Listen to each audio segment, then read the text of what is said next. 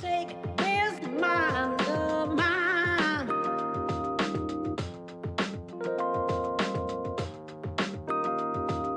Take this mind of mine.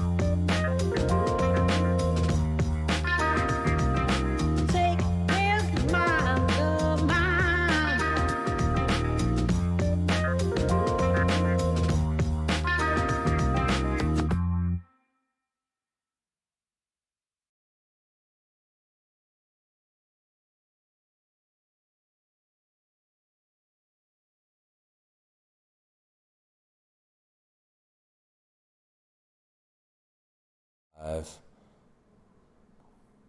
We are live. Hello, everybody. It's been a few weeks since I've been up on the YouTube and the Rockfin. My microphone's working. I got two distinguished guests tonight. We're here with Father Deacon Dr. When are they showing up? Well, shoot. I got Father Deacon Dr. Ananais here. I got Jay Dyer.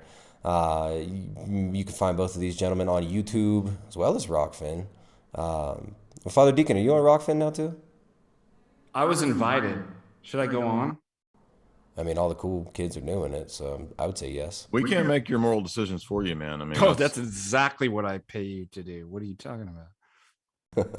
But we got a great topic to talk about today. We are going to go deep on the culture war, the problems with the culture war. We're going to be kind of doing a little bit of expose, critique of some of the major kind of toxic problems that we have in so-called, I don't even know what you want to call it, conspiracy circles, dissident left, dissident right, internet discourse. And we're going to be doing a little bit of a critiquing, right, of this. But it's not going to be a culture of critique or Frankfurt School style critique, because we're going to be critiquing this from the Christian worldview, from the Orthodox worldview, and discussing a lot of the major issues that we've all seen, especially over the years in the conspiracy world. So this stream is titled Nihilism, Relativism, and Conspiracy Candy Culture Poison Pills. So you got that red pill, you got the blue pill, and you got the black pill. And these are kind of the standard pills that people are overdosing on these days on the internet. A lot of people get red pilled, and that very quickly leads to a decision. Okay, you're gonna continue down this path of exploring and seeking truth, and of kind of shedding the old layers of what you thought were true, or you're gonna go back to the old world. You're gonna go back to the blue pill, or eventually that red pill, as I was ranting about in a recent stream, actually ends up leading most people to the black pill. And this is the black pill is not a place you want to be. It's not a place where you want to hang out at. Father Deacon Dr. Ananais is a philosophy professor. Am I correct in that assertion? Yeah, among many things. I'm a sorcerer with words. philosophy professor. Is that is it? Do you think that's a valid critique of philosophy? That's basically word game sorcery for a lot of people. I'd say that's pretty accurate. Most of the philosophers, they're just really erudite, learned con artists, and they're going to use their words, their word salad sorcery words, to confuse you and trap you and get you to believe in all kinds of false things while appearing to be very, very smart. So how do you beat bad philosophy with good philosophy? You don't abandon philosophy and thinking. You expose the con artists. And it seems like a lot of the philosophy that we've been given, a lot of the philosophy, the kind of the path that the West took since the schism has led us into quite the mess, right? I mean, we got nihilism in the title here, so we're gonna kind of build that bridge of understanding. Would you mind kind of maybe giving like a little bit of a basic breakdown of the changes in like epistemology that we've seen leading up to, nihilism and ultimately postmodernism, which is kind of the underlying problem that we're getting at here with the culture war? Yeah, you can follow this. It's why it's really important to study the history of ideas, is that they don't come out of a vacuum, right? That, somebody makes a mistake, somebody puts forth a position, and the next person comes along and overthrows that and puts forth another position. And so you can locate whatever problems that we're in, you can historically connect the dots that it was, it's because of this, and not necessarily like everything's determined, but it certainly provides the necessary conditions for the possibility. It removes certain kind of obstacles or restraints that would inevitably allow other things to come about. And so, the biggest kind of change that you see is within modernity, that you have a throwing off of kind of the tradition of Christianity and the way that God created the world, that there's real essences out there, that and the world becomes mechanized through people like Descartes. God is replaced by man. So you really could probably trace humanism back to Descartes, because Descartes makes himself God in his epistemology, right, Jade? I think, therefore I am. And I can know all these things without God. And then as each philosopher comes along and critiques the other one, why you can actually say that, you can't do this, and you get into the Enlightenment and skepticism, and it really shows that, and in one sense it's a good thing, it's kind of a stripping off of man's pretended autonomy. So even from the beginnings of philosophy, Western philosophy, is this ability to think that in different ways. I think it gets more radically pronounced in modernity, but the entire Western philosophic project is an autonomous project that I can know. I get your help later, God. Right now, I'm busy justifying my own theories, and I can know and do all this stuff. Now, one thing that's good about modernity and the Enlightenment is that it kind of shows that everything that the predecessors had done before is unjustified. The downside of that is that postmodernity, and this gets into the kind of black pill, is that rather than kind of seeing and reorientating oneself to the true light, rather than inward, that like I'm the measure of all things, postmodernity is the black pill. There's kind of like, they take all the legitimate critiques of people like Hume and things that occurred in the Enlightenment, and they take it in the wrong direction. It's all doom and gloom. Like there is no meaning, there is no knowledge, there's nothing to And I think that leads into a lot of the stuff that we're kind of talking about, the nihilism, both semantic, epistemic, and just, practically orienting oneself in community, I'd say, is a communal nihilism too. Wow, and I like that term, communal nihilism, because that is kind of what we see in a lot of online communities right now. I mean, people have grouped themselves into these little pockets of internet culture. People who are maybe unable to talk about some of these things in their real life, and they're not able to talk about some of the deeper questions that they may have about maybe even just geopolitical workings or the machinations of the power mechanisms in the world, and they get to this point where they can't talk to people in their actual environment and their families and their friends, and the internet becomes a place where you can connect with people who are like-minded, but I guess the downside of that is you can get these nihilistic just communities of rootless nihilist people who are all feeding off of each other in a certain way, right? Just like bouncing these ever shifting theories about who's running the world, who's really running the show, who's really in charge, who's really got all the power off of each other, and it's like there's nothing grounding. Yeah, that's right.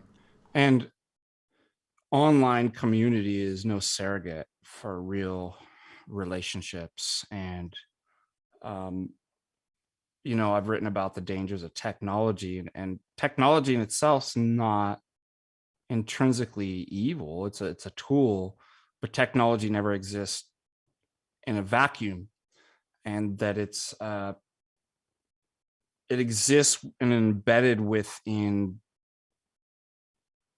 kind of geopolitics and philosophical ideologies that dominate cultures. And what we see right now is, and this is how we know it's evil, is an inversion. Is that, like I said, there's nothing intrinsically wrong with like online communities and doing online stuff. We're doing it now.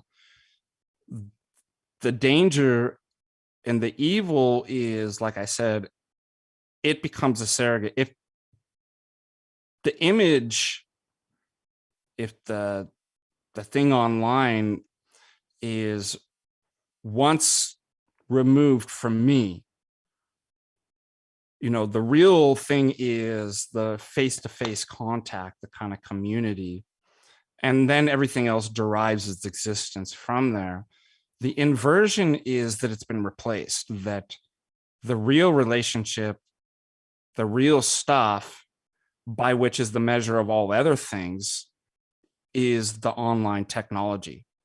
And then, there's a whole host of things that we could talk about that, as far as the speed of processing information, the ability to be deceived and to fall into despair and to manipulate data, how that's kind of opens a Pandora's box and allows this kind of stuff to happen. But most concerning is the fact that, you hear kids, you take them out to a beautiful sunset through the mountains or something like that, and they can't enjoy it. And the reason why is that they're so addicted to their dopamine hits. And just like an addict, an addict can't enjoy anything but their dopamine hits. There's a kind of despair itself. So this is kind of a postmodern phenomenon that we're in. The only thing that satisfies just barely is the dopamine hits that the computer and the social medias give. And what's really crazy, there was a kid that even said when it was shown a beautiful sunset, oh yeah, it's kind of like what I saw on whatever the game was. And what's so disturbing about that is now the virtual world, the world twice, three times removed from reality, is the standard of reality. And Jay, I know there's what is the book or the article? Help me out here. Simulacrum and Simulation. Yes, thank you. The chapter in Baudrillard's book. Yes, talks about this too. That's a problem. That's really concerning. And therefore, as Tristan, like you said, those are derivatives. of real existence. And that's why, well, surprise, surprise, that all these youngsters, they can't have real relationships. They fall into these kinds of traps, these black pill traps, and conspiracy thinking and stuff. Like, well, how does that happen? It's an abnormality. It's a psychological and anthropomorphic anomaly, an abnormality that occurs exactly from this. Yeah, it's so sad when you hear somebody, they'll tell you a story and it's like something beautiful that happened in their life, and then they'll say it was like a movie. It's like there's nothing more.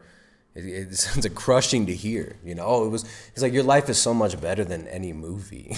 Your life, like what you actually have here, is way more real, way more important, way more beautiful than any Hollywood movie.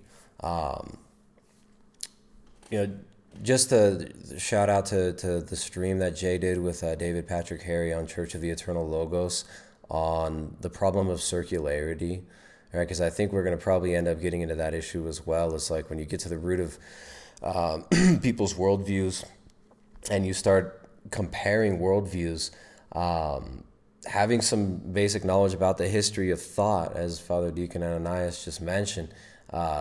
Jay's stream with David Patrick Harry on the problem of circularity was a fantastic breakdown on kind of the history of philosophy. I think you guys did a really good job on that. It looked like you wanted to jump in with something, Jay. Well, on the one hand, it does, I think, speak to an empty culture that everything's compared to a movie. But at the same time, I think that it's kind of natural because we liken our lives to stories, because stories are fundamental to, how humans process things. Factual, rational calculation and tabulation and explanation is very limited, and it's actually not really the classic, human style of storytelling. So usually humans give their lives a meaning through stories, and that's because science is limited. Science can't give you that. It can really only give you the is what is and not what ought to be. And stories kind of implicitly include an ought, how things ought to be. So stories are actually way more powerful and fundamental to human beings. And I think in earlier days, people would have referenced things like literary works, like, Shakespeare. They would have referenced,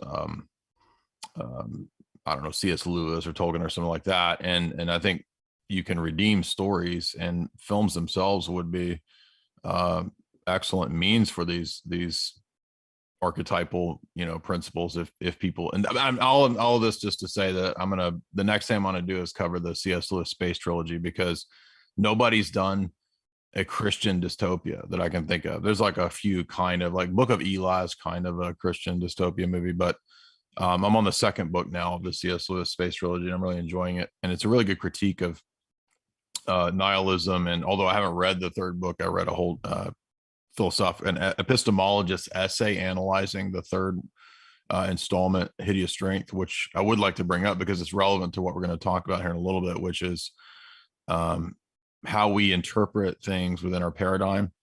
And it's applicable to the overly conspiratorial thinking. And being somebody who deals with conspiracy theories regularly and who has been in different phases of conspiracy theorizing, I think I can speak to this, because there are extremes that people can adopt, whether it's the black pill narrative or whether it's the everything is part of the Illuminati, Freemasonic conspiracy. I mean, these are all kind of ridiculous extremes that are out there that people can really fall into. And it'd be like, a gamer who lives his life through video games.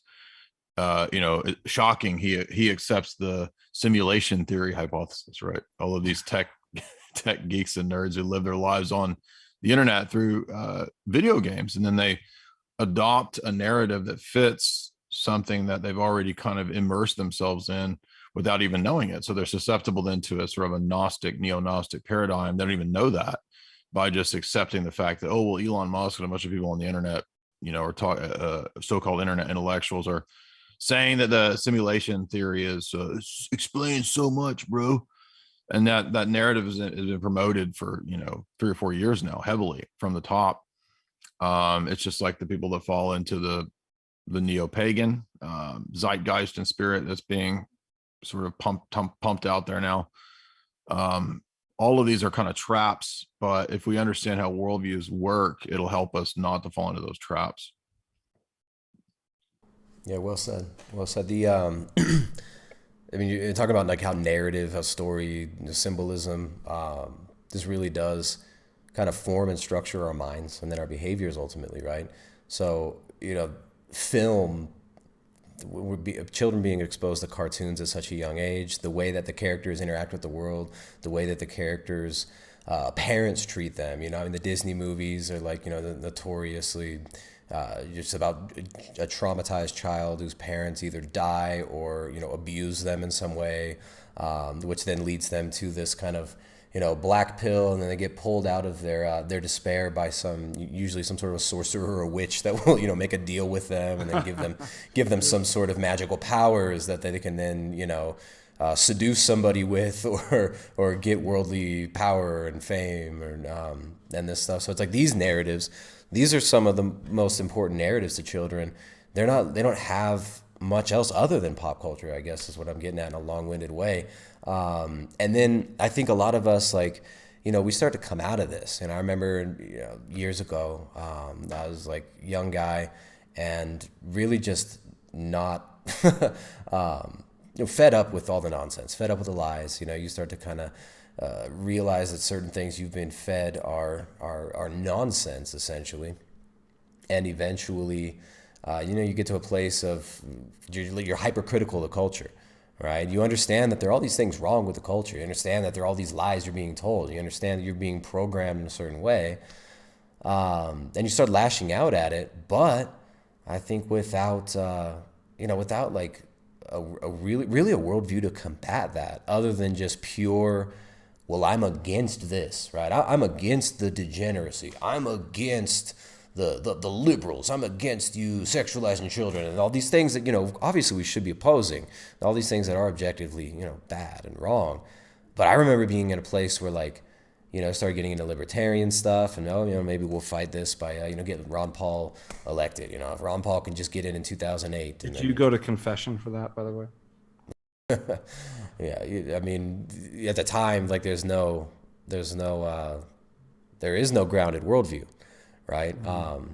And it was basically just rage at the world. And I think many of us have been there. Actually this Zoom meeting, my boomer tech skills blew it. Let's get in the other Zoom. I just sent you guys a link in Skype. Let's jump in that. We can finish this thought. Apologies to the audience here. No, not that one. All right. New Zoom meeting. Sorry, guys. I thought I had Zoom Pro, but I have not used Zoom in a long time. Pulling this back up. So, yeah. Anyways, you get this place where you see that there are problems in the world. You start to kind of get a little bit black-pilled. How do I hide there you go, hide selfie. You start to kind of get a little bit black-pilled even. And without any real solutions or any way to actually combat it, then where do you even go? And I think that spot, that black pill, and that I know what's going on in the world is bad, right? A lot of people get there, but their time will be spent just eating conspiracy candy, right? Just being a glutton for, oops. Oh, Daddy.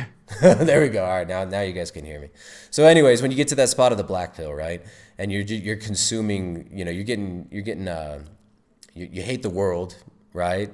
Even maybe some of the wrong things in the world you've identified, but you start to get maybe embittered, and you get into this kind of dark place. I think a lot of us can relate to that. But then what do you do, right? If you don't have any way to combat this, all you're doing is just lashing out and naming all the bad things in the world. And I think what we see in a lot of the online circles are just that. A lot of people who've recognized the bad things in the world. Okay, where do you go from there? What is good? What's the standard for good? What's the standard for a good culture? And how do we even bring that about? becomes a question I think a lot of us reach and then are just like left in the dark, especially in like the conspiracy world, you know?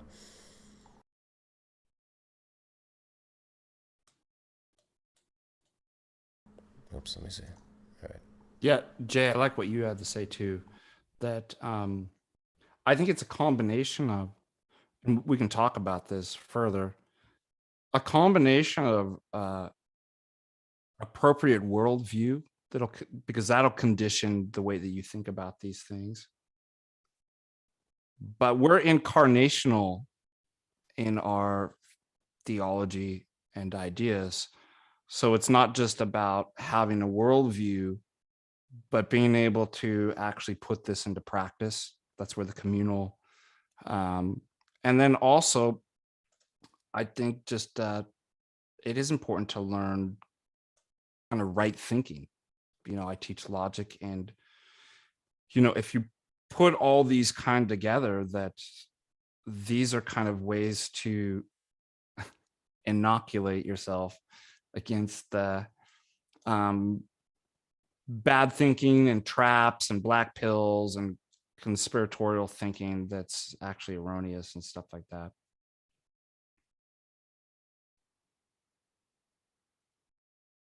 Yeah, so I mean, you get to this place of, look, you got these Masonic conspiracies, or you got these big events, they're inside jobs. You got fake left-right dialectic. People will realize these things and recognize some of the problems in the world that are valid critiques of what's going on in the world. But okay, well then what should we do about it? What's the standard for good, right? I think even a lot of people in like the Protestant world, you see people in like Protestant worldview conspiracy circles talking about how everyone's satanic, everybody's like a secret this and that.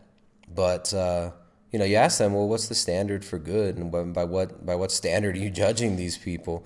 And give an example. You ask for examples of like, hey, what's a good, name a good culture, name a good person even. And a lot of people will be completely taken aside, like they're like, what? You want me to name like one good person? Like you're opening the door for them. At least you could say Christ, but very often they won't even name Christ or. So yeah. Anyways, what is the standard for good? I think becomes the major question here, and a lot of people haven't even gotten there in their thinking, which is very strange.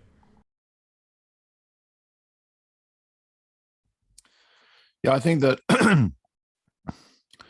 everybody goes through kind of phases in their process, and we might enter into questions about the fundamental nature of reality and meaning and right and wrong through different avenues. But everybody's going to kind of be shook, I guess, in different ways. And so there is a process that I think everybody goes through when let's take the conspiratorial element for a second, when you start to realize that maybe the mainstream media doesn't tell me the truth. Maybe the monetary policy of the United States and the Federal Reserve are based on lies. Maybe, and you get going sort of further and further.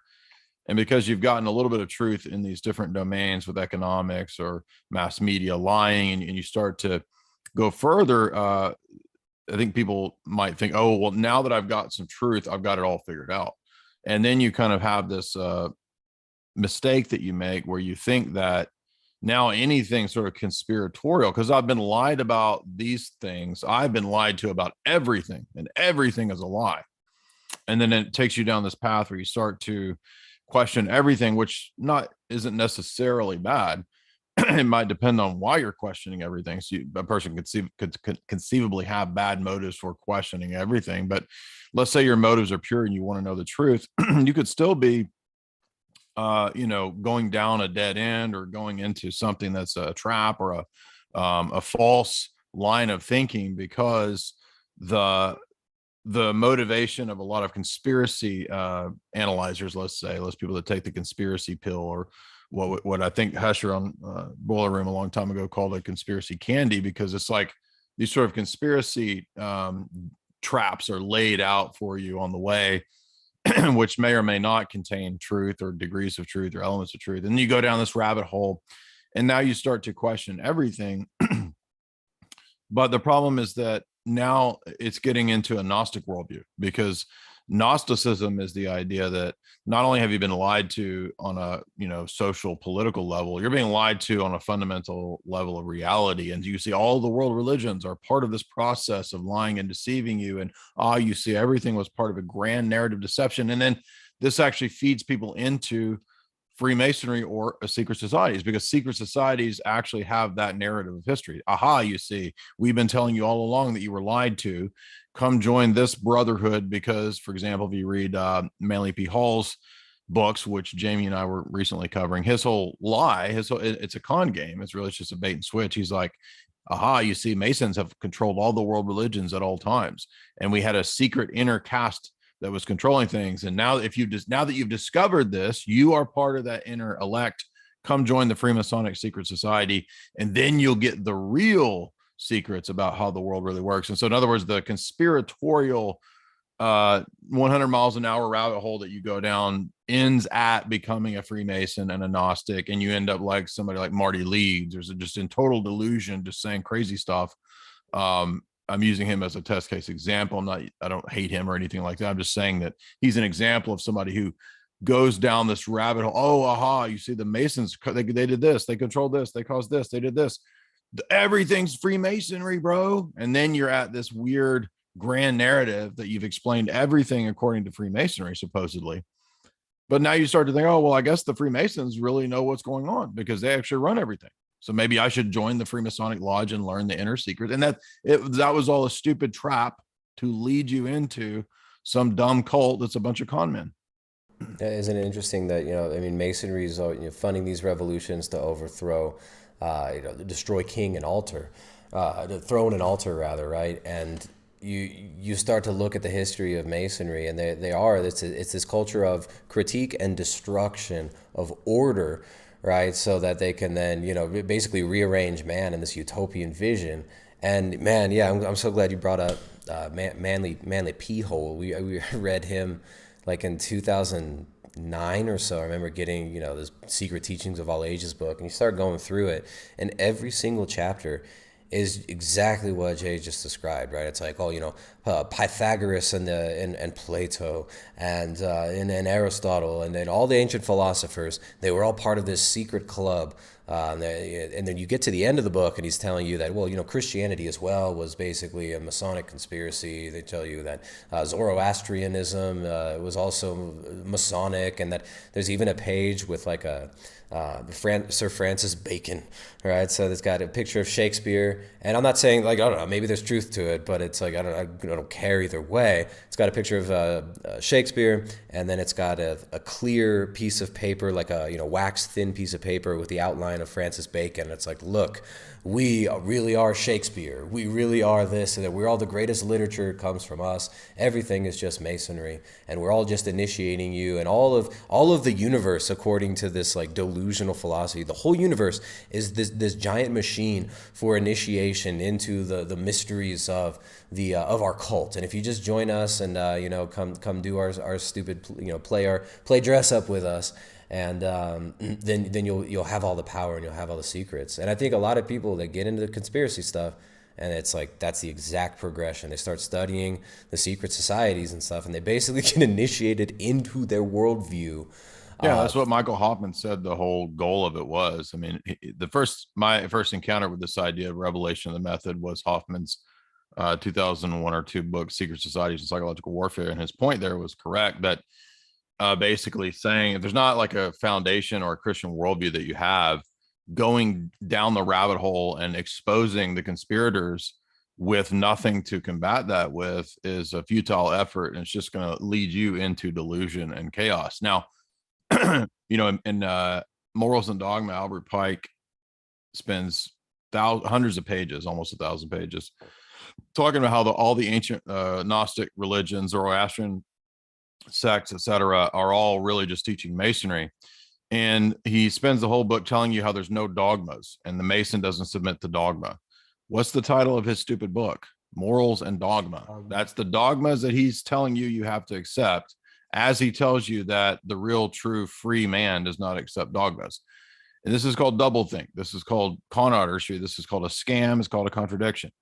furthermore, how would I be here refuting and talking about how stupid this is for all these years if I'm a secret Freemason, right? There's all these idiots on the internet that say that I'm secretly a Freemason. So I ignore all of the content that I've done for years, calling this out as a dumb cult, as a scam, as a Gnostic thing, all the reputations I've done of Gnosticism, debates with Gnostics, boomer Gnostics, public debates.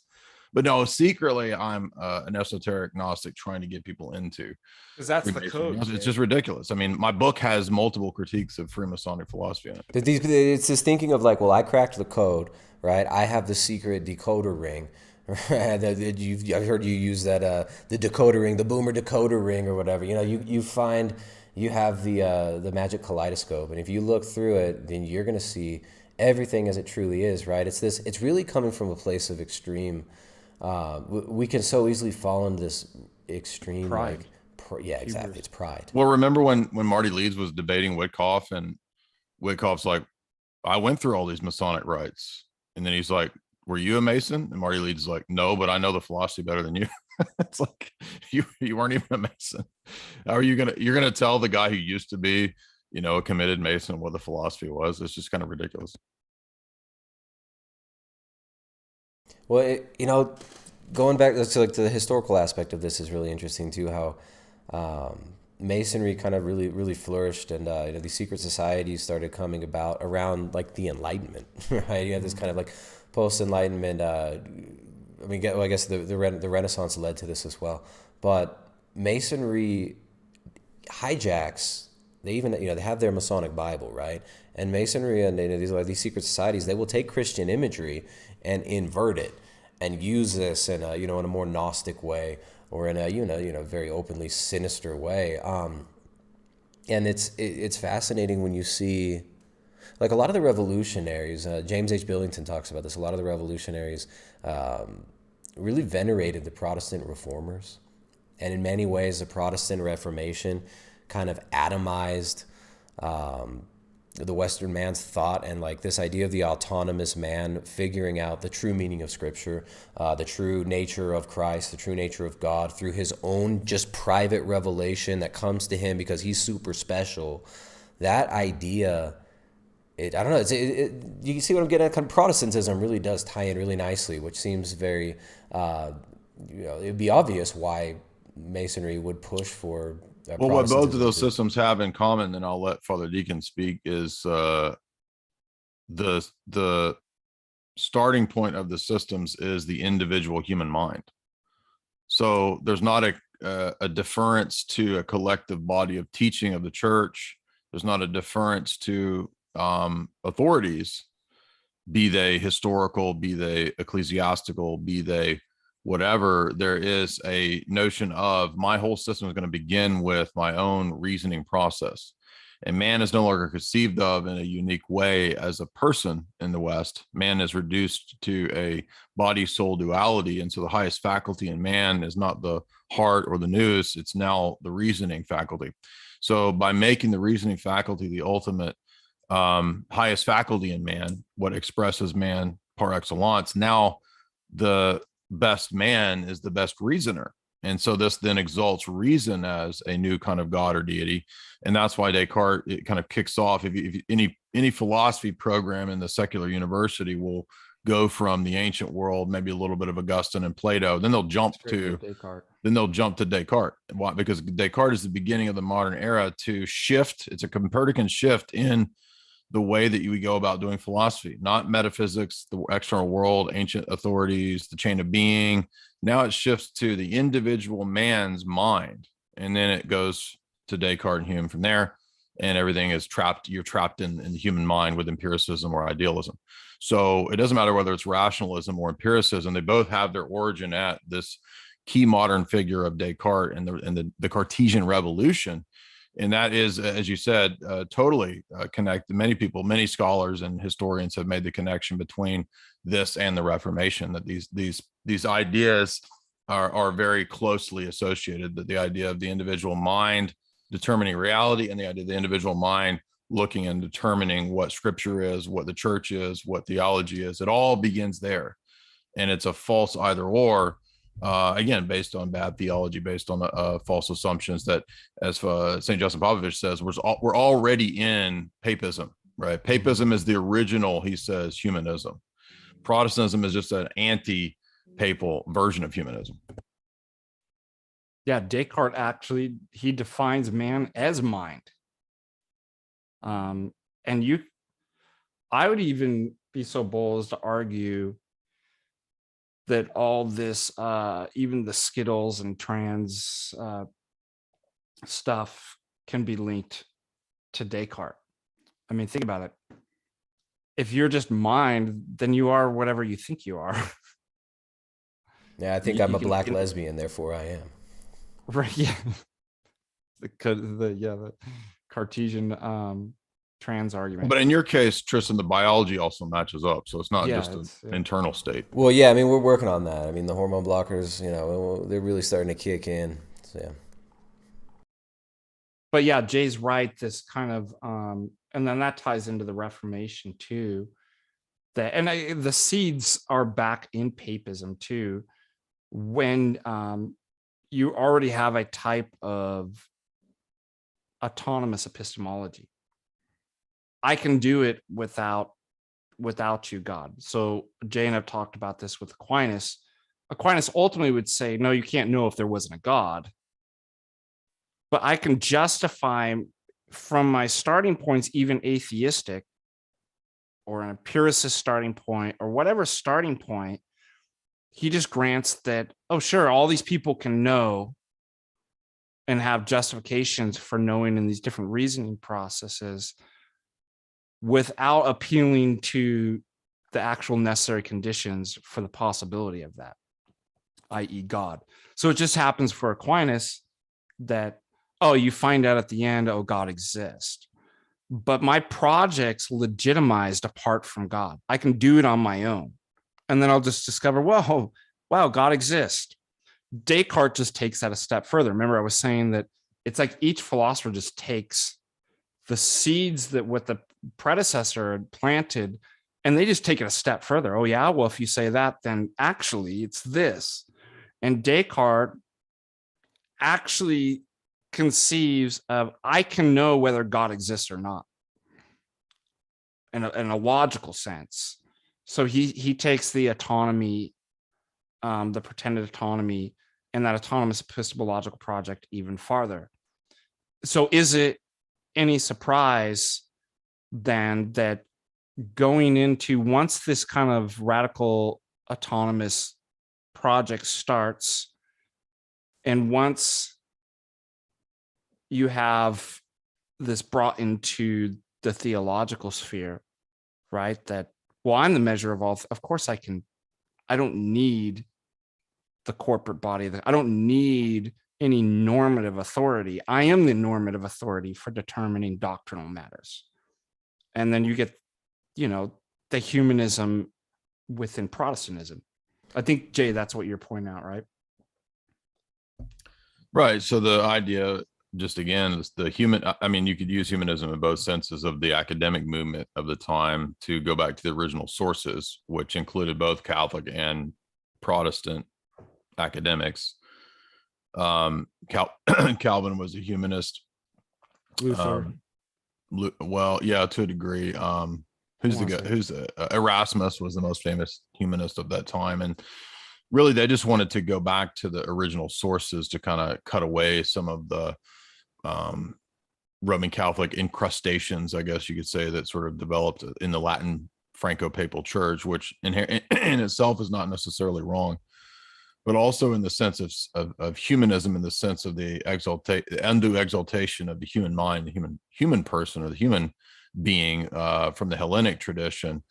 Man is the measure of all things. This kind of, in that sense, both senses of humanism existed, and both of them were connected to the Reformation and the Enlightenment. Both of them, again, have a really close association, actually, and many people have called attention to this. It's like the Pope is the measure of all things, to the individual person reading scripture is the measure of all things, and can determine, what the church is, who God is, the nature of God. And then it becomes, well, why do we need God at all? Like, man is just all there is. It's just man figuring out. Yeah, exactly. And that's what the Enlightenment philosophers did in their apologetic, was eventually just say, actually, we don't need. So that with the natural theology presuppositions, there's not really a need for the deity of natural theology. And eventually he just gets discarded, right? By the time of Voltaire, by the time of the other atheists after Hume, the point is just simply that if God is the placeholder at the end of a syllogism, then God isn't actually God, and he's not necessary. Mm-hmm. So that's again why natural theology doesn't work, why all those classical arguments don't convince many people anymore, maybe some people, but there's a direct connection between the anthropology and the natural theology. And if either one of those isn't true, then the other one isn't true. So we need a better answer, a better approach to these things that are really just Western dialectical problems. Why? On the basis of the assumption of Hellenic problems. So that it's the return of paganism. The Enlightenment is the return of paganism, according to Peter Gay, the famous history of ideas guy. Mm-hmm. And so why is it paganism? And it's because it's a resurrection of the values and the ethos of the Hellenic world, which again says man is the measure of all things. What's the highest faculty in man according to the Greek philosophers? Reasoning. Yep. So yeah, no doubt that this goes into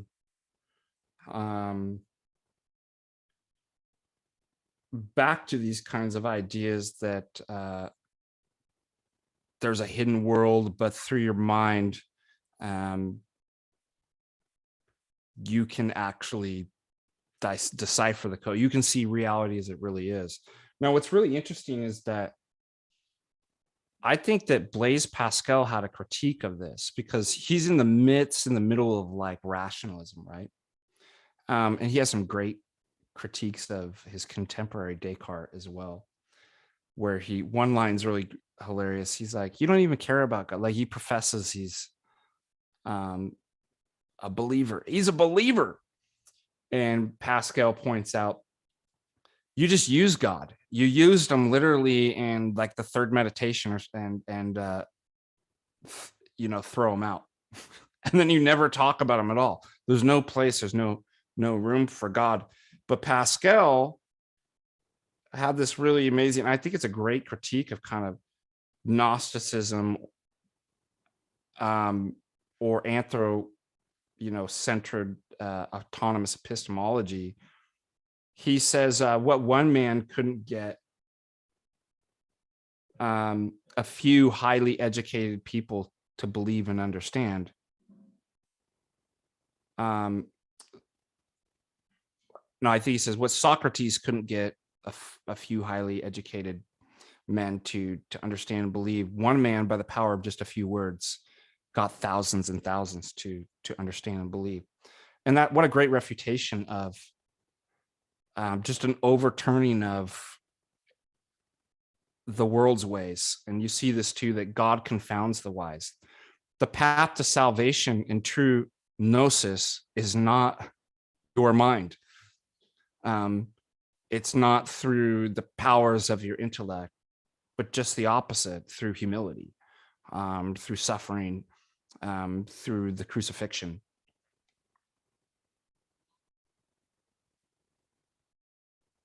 I also was thinking too, where you see this kind of Gnosticism too, like we'll decipher the secret codes, the 60s revolution too. Don't you see this? Think about the phenomenon that came up with the Joseph Smith magic glasses would be LSD or something like that. But wasn't there like a whole thing that like the Beatles are putting secret messages? And I don't just mean Manson thinking this, but it was a huge phenomenon in the 60s that there were secret messages in the music, especially with the Beatles. And if you were wise enough, if you could get the code and crack it, you'd see what the Beatles and Like backward Paul's- masking and stuff with like the Led Zeppelin album. you'd understand what Paul is the walrus really means. So I mean, I love how you contrast that with kind of the Orthodox theory of knowledge, where like in Saint Justin Popovich's chapter on the theory, what is it, the Orthodox theory of knowledge in Saint Isaac the Syrian, he talks about how knowledge doesn't come through, like real gnosis is not just like this mental affirmation. It's not even just, this secret sauce that's given to you from the spirit world because you're super special, or you crack the code and you hit the cheat code. No, the knowledge actually comes through a purified heart, a purified noose, not like not like a noose that you hang yourself with like Judas, but your noose, your Nous, the heart, the eye of the soul, the eye of the heart, and that's how we. I want to attain show you knowledge. something crazy. Galileo, the two new sciences. Now, there's this crazy picture in here, and I'm just thinking about what you were saying, tying in. So I don't know if you can see this very well, I'm waiting for it to. but that's focus. Galileo. What do you think that tree is right there? Tree of knowledge. The tree of knowledge. Well, Newton And too, then wasn't Newton? Newton's whole thing came from a similar allegory. And then it says non solus, not alone, or something like that. And it's the new sciences. And so here you have really interesting. It's not the tree of life. It's the tree of knowledge. He's going that, but he's creating a new way. All of this is just, I brought him up. We always think about the philosophers and stuff like that. But Galileo really typifies this kind of movement as well. And then I'm doing something new. I'm creating a new path to salvation, a new man, a new Atlantis, Francis Bacon, right? In man's image. Yeah, if you With the look help at, of the devil, dude. I'm surprised the snake isn't there, like telling him, you see? well, so in Umberto Eco's famous novel Name of the Rose, right, it takes place in medieval, I think a Franciscan monastery. The whole series of events, kind of a murder mystery that you think throughout the novel has to do with the esoteric and the demonic. And the character who's the main character, if you watch the movie's not very good, but Sean Connery plays the main character, he's kind of a monk who's also a detective, but he's based on Bacon, right? So he's based on this idea of the new science, the new methodology being basically empiricism. Mm-hmm. So now we're going to debunk the supernatural with the empirical, and that's exactly why Eco chose Bacon. I think it's not Francis Bacon, it's Roger Bacon, I think was the guy I'm thinking of, but he was also, I think, going from memory, it's been many years since I looked at this, but he was a medieval philosopher who kind of prepared the way for this type of approach in terms of so Roger Bacon was a 13th century empiricist, right? So he came out of that was during when Aristotle was beginning to get popular in the West again with the translation of new writings and works of Aristotle. So Roger Bacon becomes the archetypal preeminent early empiricist, right, before even Francis Bacon or the New Organon or anything like that. And so Roger Bacon is this basically medieval debunking Sherlock Holmes type of character who debunks all of the supernatural that was going on in the monastery, and it ends up being this big ritual. I'm not gonna this. It's a really good novel ultimately, but it ends up being postmodern, I guess is the best way to put it. So it goes from this empiricist ethos that's going on throughout the novel, and then you realize that actually Eco is a postmodernist / probably some kind of occultist himself. So Jay, I've heard you so many times do great critique on the Protestant worldview and how Protestantism, we're not trying to like bash on Protestants or anything too. Like we have like a lot of friends who love that are Protestants, but ultimately we think that, that there are issues, there are major issues, and it's clearly lacking. But how does Protestantism actually lead to, like nominalism and ultimately the postmodernism? Can you go ahead and give a quick breakdown? I know you've done this many times, but I think the audience would appreciate a little bridge here. Well, coming out of the Middle Ages, there was a lot of debates over the status of universals, and they split into two categories, the nominalists and the realists. And the realists were very much Platonists. They thought that Plato kind of had it all right, and that universals have a real ontological existence. The nominalists, embodied in figures like William of Ockham, were much more grounded empiricists, we might say, who didn't necessarily deny any notion of essences or substances, but they didn't think that universals had a real existence. So they had a much more limited, quiet approach to these questions, and they disagreed amongst themselves. Ockham, I think, was one of the first to say that universals might just be verbal symbols, token symbols, are not really existing things. So it's kind of it's the opposite extreme of the Platonic view. And going from memory here, I think like Wycliffe was a proto-Protestant who had an extreme Platonic realist view. Some Calvinists have had extreme Platonic realist views. And then the opposite extreme is the nominalists, and that would be people like Gabriel Biel, who influenced Luther. So Luther ends up influenced by the opposite of these Platonic Calvinist people in terms of nominalism, which is weird because Luther seems to have also had esoteric Rosicrucian influences as well.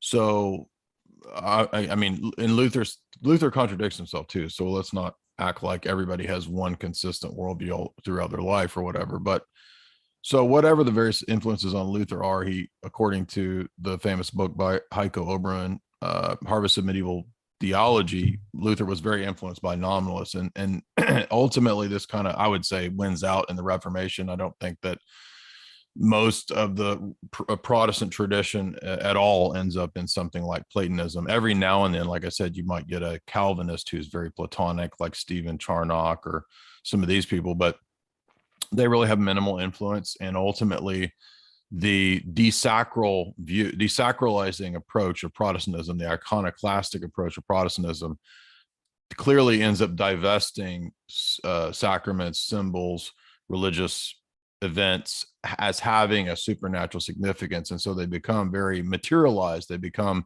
demythologized, they become desacralized. So that's clearly the heritage that the Protestant evangelical world took as a whole, even though, again, yes, you can find some outliers. Father Deacon and I were laughing about a certain radical Platonic idealist guy who pops up every now and then to kind of harass Father Deacon. So every now and then you can find an outlier in the Protestant world who's some kind of weird Platonic idealist, but most of the time it ends up being people who are going in the other direction towards nominalism and empiricism. And the problem with that approach is not, again, to deny the importance of empirical sense data or science or any of these things, but the problem is that it's going to an opposite extreme. Both the Aristotelian extreme of empiricism and nominalism and the Platonic extreme of only emphasizing the transcendent as real, the denial of the here and the now, these are dialectical extremes. And the incarnation is a rejection of both of these extremes. On the one hand, it's an affirmation of the goodness of the created order and reality in the here and the now. It's not bad. Jesus took on human nature, deifies it, matters, not bad. And at the same time, there's also a higher realm, the transcendent, God, the uncreated. And so the problem that plagues philosophy, Reformation, Roman Catholicism, Western philosophers is dialectics, thinking in these extreme either ors. It's either the one or the many. It's either grace or free will. It's either the Bible or tradition, right? It's either predestination or free will. And you'll see that the Reformation tradition especially is always explained in these dialectics. Oh, we believe in grace over free will. We believe in the Bible over the tradition. And it's just sort of premised on all of these false either or dialectics. And for the Orthodox position, it's not like Jesus is either God or man. He's God and man. It's not like there's grace or free will. There's a synergy. It's not like there's church or state. There's supposed to be a symphonia, you see. Why go to the saints when you can just go to Jesus? Yeah, right. Again, all of these false dialectics, right? Either or. Why do I need Mary when I can pray to God myself? Right. So the whole thing is premised on either ors. And you can even look at the choice between, you going to choose Aristotle or you going to choose Plato, bro? It's either or. Why would, as a Christian, we think that I have to choose some pagan Hellenic schema to box my Christianity into? Why, as a Christian, why can't I do as Maximus or John Damascus do and pull from different philosophers the good points, the good arguments, without adopting their metaphysic as a whole or their system as a whole? I mean, clearly that should be the Christian approach. But both Protestantism and the Roman Catholic system suffer from, again, a lot of these either ors and these extremes because, and I'll close with this point, just think about the Roman Catholic medieval scholastic approach, right? It's premised on an autonomous reasoning process by which I will delineate all these attributes and things about God apart from divine revelation based on supposedly natural theology without the Trinity somehow, as if I know God in some other mode than triad, in some absolute divine simplicity mode. So somehow that's the assumption there, by the way. But even if it did, that wouldn't be the biblical God. God is not a God is not a science experiment that you list the properties of, right? It's a being that you have to encounter in a relational way, right? To have knowledge of in the truest sense, not just in a descriptive sense. Now you can do descriptive theology, but what happens in the West is that scholasticism makes everything into a science. Even theology is kind of cashed out as a science, even though I think it's the highest sciences and it's above natural science. It's still a science in the sense of the same way that you empirically investigate all the other sciences, right? And that's just not what theology is. It's not a empirical science according to, Aquinas and these people, right? For us, for the Orthodox, it's not. And then what does the Reformation do? Initially, it has a problem with all of this, right? It has a problem with natural theology. It has in the Thomistic sense. It has a problem with autonomous thinking, right? Especially if it's Calvin. So the Reformation is a reaction to this. And then within one generation, what does the Reformation do? Immediately into scholasticism, Reformed scholastics. They immediately become scholastics. So it didn't do anything to have the counter reaction to the existing rationalist system by setting up another anti-rationalist system within one generation that becomes another rationalist system, aka Protestant scholasticism. This is a very well-known thing too. I'm not speculating. Everybody knows. You can read people like Francis Turretin is the most famous. There's all the Lutheran scholastics after Luther that came along. So you see, the point is that the problem persists here, that it's not a problem of reasoning and the schoolmen. That's not really what the problem is. It's something else. Yeah, well said. Let's my bad. We got to switch the Zoom meeting one more time. This will be the last. We'll do one more segment here if you guys can stick around. And yeah, so let's jump into that other Zoom. All right, everybody who's watching, y'all watching on where we at? We're on Rockfin. We're on YouTube. What's up, all you guys? Hey, shout out to the sponsors. You guys make sure to hit up choq.com, CHOQ.com, CHOQ.com. Get yourself some of that CHOQ, highest quality adaptogens, and you can. I'm going to end this last meeting. CHOQ.com, CHOQ.com, highest quality natural adaptogens to get your hormones straight, to get your body functioning as it should. I'm a huge fan of the CHOQ Daily. There it is right there. Shout out to CHOQ. The Daily's got the purified shilajit. It's got that mucuna extract to sensitize those dopamine receptors. The Tongkat extract is fantastic as well. Huge fan of that Tongkat extract. Huge fan of the shilajit, the purified shilajit extract. Get yourselves some of that. CHOQ at choq.com, CHOQ.com. The link is in the description of the videos, and you can get 50% off. That's 50% off if you use the code. If you use the code BIG50. That is the code BIG50 for 50% off everything. That's store-wide at choq.com, CHOQ.com. So back here with Father Deacon Dr. Ananais, as well as Jay Dyer, waiting for Jay to jump back in here. But there we go. So yeah, going back to St. Eugene Popovich's very poignant argument against Protestantism and papism is he says that papism is humanism, right? One man being the judge of God, of what doctrine is, what truth is ultimately. Protestantism making every man his own pope, right? And then the autonomous projects of philosophy, as Father Deacon Ananias is spoken of, basically made man and his mind God itself, right? Your mind is God. And, tying this back into the, like the conspiracy culture, right? You start to explore all these things. You go down the rabbit hole or whatever you want to call it. You get red pilled. You start questioning everything, right? And where do you end? Where does it end? Does it end at, well, are we all just in a simulation? Are we just like floating in a pool and, having false images given to us by some demiurge? What is it? A lot of Protestants, they'll critique the world and they'll look at the world and they say, they're building the Antichrist system. They're building the Antichrist system, right? But then you ask them, do they believe that the scriptures are true? And many of them will tell you, yeah, some parts of them are true and some are not. Like from the Protestant worldview, how do you know what scripture even is, right? So like divorcing yourself from tradition and then trying to describe scripture as some, autonomous thing that just speaks directly to your autonomous mind and you're getting the secrets of the universe through scriptures. This leads to absurdity, and it leads to pure relativism, unfortunately. And that black pill relativist, everything is fake except me, of course, right? Everything in the world is fake. Everyone's a shill. Everything's bad.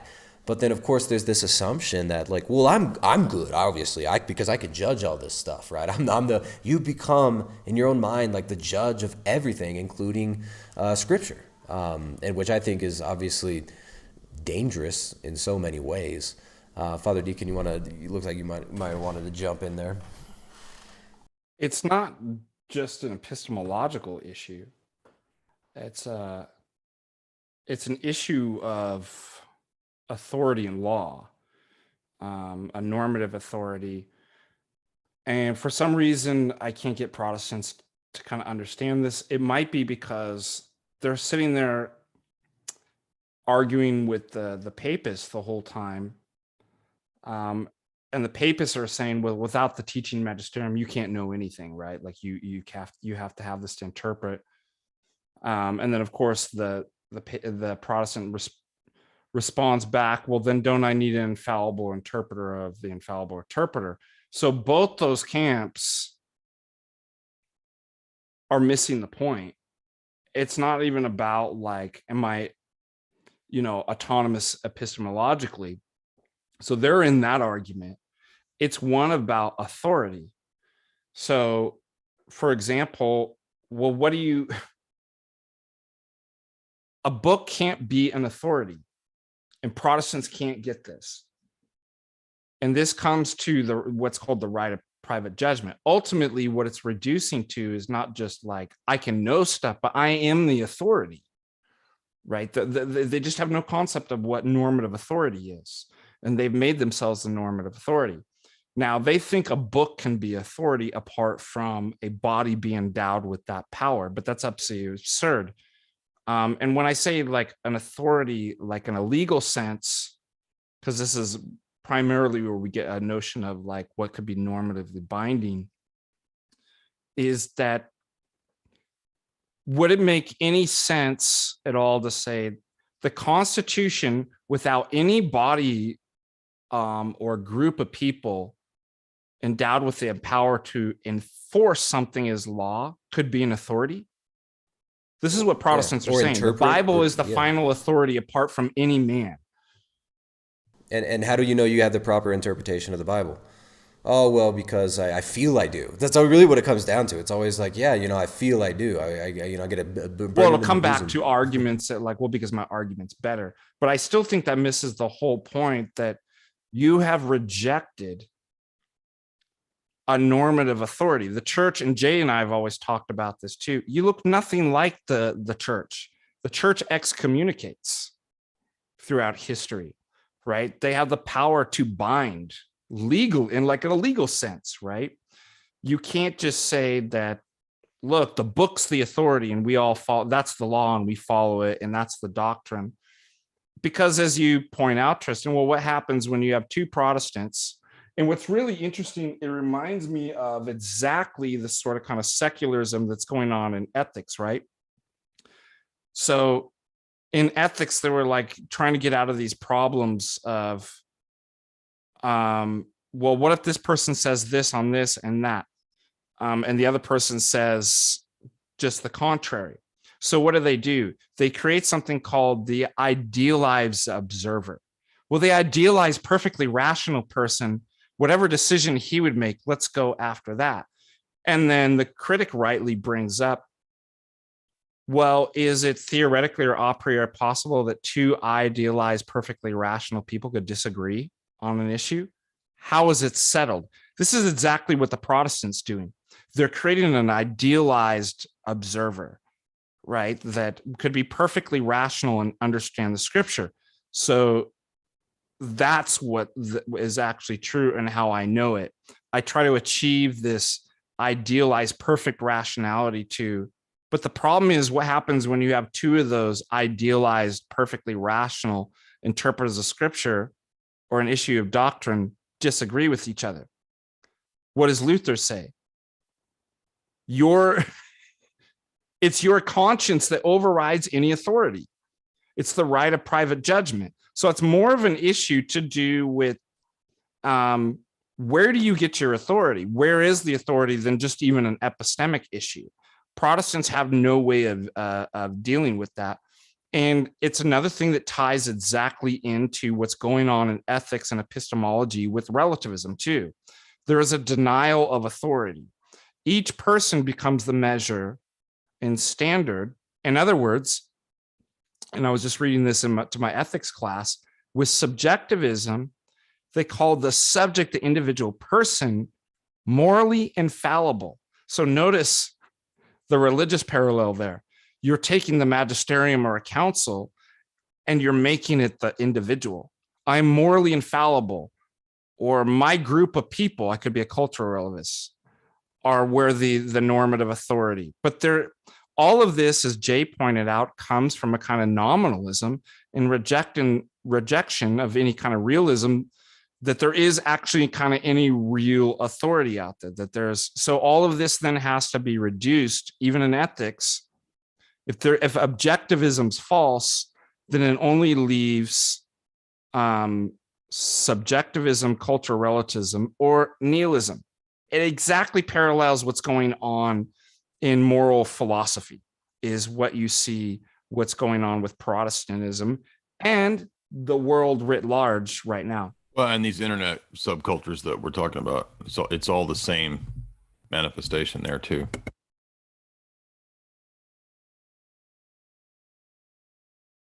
Yep.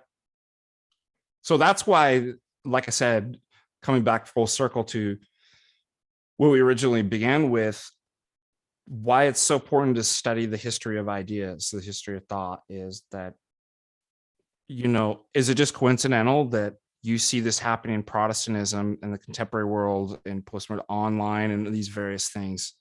No, it has a single source ideologically in history. I would like to add too, something that we talked about before the stream started, was one of the insights that postmodern philosophers have is that with the Enlightenment, you didn't get the removal of authorities. You didn't get the breakdown of authorities. What you got was a breakdown of existing authority and the replacement with new authorities. And so, Foucault has that point that he makes about how the vestments of the new priest class are now like lab coats. And so you just got another class of people who are the shepherds. In the Middle Ages, it was the priests, and now it's the science man, right? Scientism is the new religion. And in that way, the postmodern philosophers are actually very insightful. And this is where you would get to things like even the Frankfurt School being influenced by Nietzscheanism and postmodernism eventually, to where their notion of breaking down the existing system and structure through critique, it becomes a never-ending process. The critique of the critique of the critique of the critique. And you see this exemplified even in internet culture without these people even knowing this, right? Like, for example, you get right-wingers that will endlessly troll and try to destroy, thinking that they're furthering their cause or whatever, when in actual fact, they're just doing a postmodern exercise that NATO has weaponized. NATO has in its warfare document the usage of nihilism for a psychological warfare process to destabilize and just basically cause internet chaos, to disrupt any kind of organizations, groups, entities, or discussions that might stumble upon truth, right? So this is a strategy that you can just interject chaos. That's actually so they talk about trolling as a psychological warfare tactic. And what's funny to me is just that idiot right-wingers don't even realize that they're doing this very process of postmodern destruction as they think they're furthering their cause of bringing down the existing system, when they're not. They're not doing anything but hurting their own cause. Yeah. Well, it's like you have the Frankfurt School critical theorists, but you have now the Frankfurt School conspiracy theorists, right? Where it's like, everything's a conspiracy, every person's a shill, everything. It's like this projection of a very cynical worldview, right? I think there's the cynicism that really lies. Well, Horkheimer and Adorno's Dialectic of Enlightenment is a conspiratorial type of text, actually. I mean, they wouldn't call themselves conspiracy theorists. Take that back. No, Jay, I was going to say, tell the audience about how when you're in your grad studies and you were doing film analysis, they were teaching a film analysis through critical theory, right? And your kind of exposure with their kind of conspiracy thinking in critical theory analysis of film. I recall we looked at maybe advertisements and stuff through critical theory analysis. We looked at the way that movies, for example, the Frankfurt School guys said that if you look at films in monopoly capitalist society, the movies themselves basically become like long trailers or advertisements for the next movie in the sequence. And so they were pointing out that it's sort of inherent in the logic of the monopoly capitalist ethos itself to operate this way, even in terms of art. The arts all become commodified, and thus they become just more and more of a little advertisement for the next thing. So, for example, you could apply a Frankfurt School type of critique from that perspective to the way YouTube is working, where YouTube is becoming more and more corporate sort of advertisements for go watch this here, go do this here. Whereas it used to be YouTube was more of a platform for creators and people to put out their content. Now it's becoming more and more of a sort of an advertising vehicle. Think about the way TikTok squeezes videos down to like 1 minute, sort of just goofy, meaningless clips, right? The Frankfurt School analysis would be that that's the logic inherent to the system that we are in right now. So I think that's actually an insight. That's actually a good point. Does that mean that I accept their answer? Well, actually, they don't have an answer, right? I mean, they have a negative philosophy of critique. The Frankfurt School doesn't offer you any positive assessments as to how you should live. I don't know what kind of Marxist answer they would give, but they basically just kind of gave up. I mean, that's the point of the Frankfurt School, is that they figured out that the arts is basically just owned and run as a kind of mass advertising campaign. There's a bit of conspiratorial stuff going on there, but I don't think that doesn't mean that they have anything substantial to offer, any more than I could appreciate Foucault's critique of the notion of hierarchy and authority just simply being replaced after the Enlightenment with scientism men, science boys, right, lab coats. I can appreciate that critique. That doesn't mean that Foucault has something positive to give me as an answer.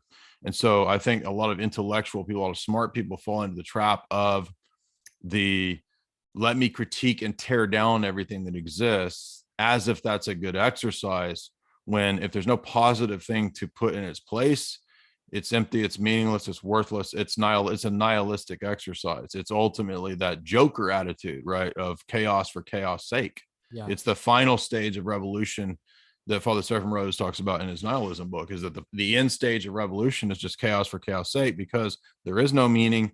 I might as well just destroy meaning. I will give meaning by destroying meaning, and that's all that you could do.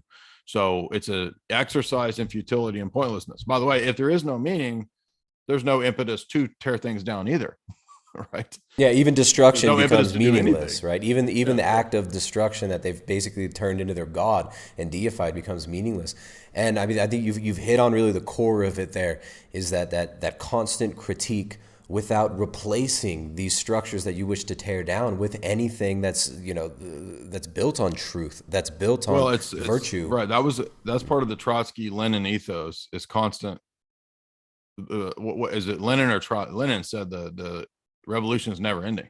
Right. Well, even Marx, like you read, Marx is like, well, yeah, you know, you're going to have this perfect state, but he never says what it's going to look like. Like Marx, at no point does Marx say, like, here's what in the end result, in the eschaton, here is what it will look like once we achieve. Oh, this. he kind of does. No, he does. What does he say? There will be no state, and you'll be able to wake up in the morning, eat breakfast, go out and paint and fish, and live free, not alienated. You won't be nature. alienated from your labor, is basically, and then he calls it. But it's like, it just seems like such empty rhetoric. It's like, what does that even mean? You know, you won't be alienated from. You're going to be super happy. It's just like, yeah, you're everything's going to be great. It's like, what is that? You'll be. Well, it's like a libertarian dream, right? Yeah, This is why I always point out that Marx is not antithetical to libertarian. No, he's not. His end goal is a libertarian view. What does he say? And it's going to be a totalitarian of the proletariat. The dictatorship of the proletariat. Yeah. So the idea to be alienated from your labor is that who I am and what I am isn't my labor, but I'm forced in a situation where, in order for me to be who I am and live, I have to work. I have to do the things that I don't have leisure, right? So what does Marx say? I'm divided. I'm against myself. And that's because of the certain kind of conditions of world history that we're in. But eventually world history will use the capitalistic system. The capitalistic system will usher into the next stage of history in which we won't be bound by that I don't have to work to be who I am. I mean, to live and to be who I am. And therefore I will be in pure leisure, that I can do whatever I want. That's the Marxian. So he does give a clear you have picture your of coon what pod. that You is. can be in your pod and just surfing the metaverse and being whatever you want in a fake reality. I guess the fully automated luxury communism thing. Well, I would say that the original Marxist idea appeared to have a kind of eschatology and end goal where they thought that, I'm not saying it's true, but I mean, Marx did think that technology would lead us to this kind of withering away of the state, equality, living and fishing. It's like a Walden or like a transcendentalist author's type of story. That's the end goal, is to get back to nature, because Marx thought we were alienated from nature, As well. Yep. From other human beings. So he has this sort of loose idea of an agrarian style end goal with no state that technology would help us get to. But what's weird is that after the World Wars, the Frankfurt School had given up on this eschatology, and they had a very negative attitude towards human nature and whatnot, and they just had this idea of critique for critique's sake. And so they would look at, again, they would share a lot of the critiques that we have of culture, right? But that doesn't mean that they're right, and that doesn't mean that there weren't wicked, nefarious people amongst them that had evil goals of trying to tear down Western civilization, all that stuff. I'm very aware of all that. I'm just pointing out that in a book like this, you would actually be surprised at what they say, and you would find a lot of sort of quote conspiratorial types of critiques of monopoly capitalism. But that doesn't mean that I'm therefore agreeing with the Marxist Frankfurt School critiques. Yeah, it was just like the red pill and black pill cruise. Like when you get to that point of just crushing up black pills and snorting them all day. Well, what's interesting too, real quick side note on that, and I know I've talked a lot. I don't want to take away from give Father Deacon more time to talk, but when I was doing the interviews with my buddies over at PsyOps Cinema, they made a really good point that if you think about it, red pill, blue pill actually comes out of originally the stories from Philip K. Dick, and it's in Total Recall. And Arnold, if you think of the movie, Arnold takes the red pill. The red pill is actually a bad thing because it's the guy from the Total Recall company that gives him supposedly the pill that's going to wake him up and bring him out of the delusion, but it's not actually a delusion, if you remember, right? So the red pill is a lie, but it's situated in the ethos of drug culture, which was the great point about the PsyOps Cinema guys. And then when you fast forward to the Matrix, the red pill becomes something that is part of drug culture, right? Your answer is a dialectic between two types of drugs that are going to wake you up and get you out of the system, man, right? So they had a great point that actually just the whole pill system itself presupposes a kind of big pharma drug culture, a way to getting out of the system or waking up.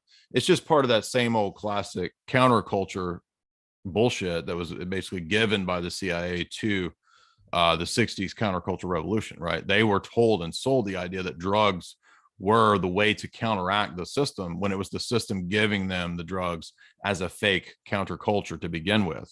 So all of that is just to say that, remember that the whole idea of the pill narrative itself, as the PsyOps Cinema guys pointed out, it actually comes out of drug culture.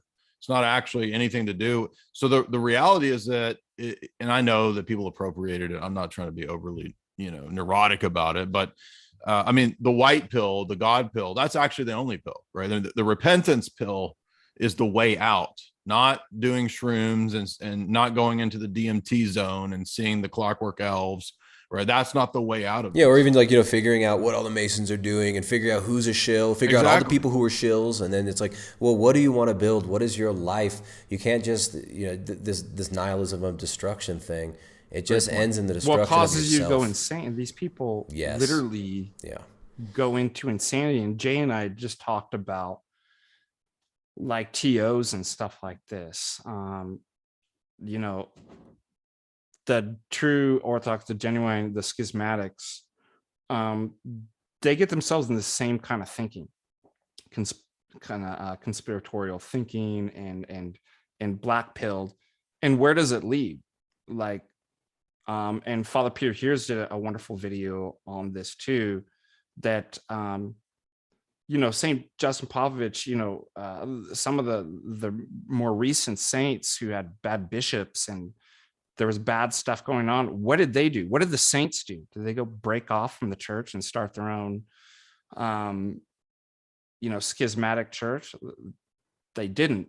And what you see is in like true Orthodox and schismatics and stuff like this, it's not life-giving. It's not life-creating. It doesn't build up.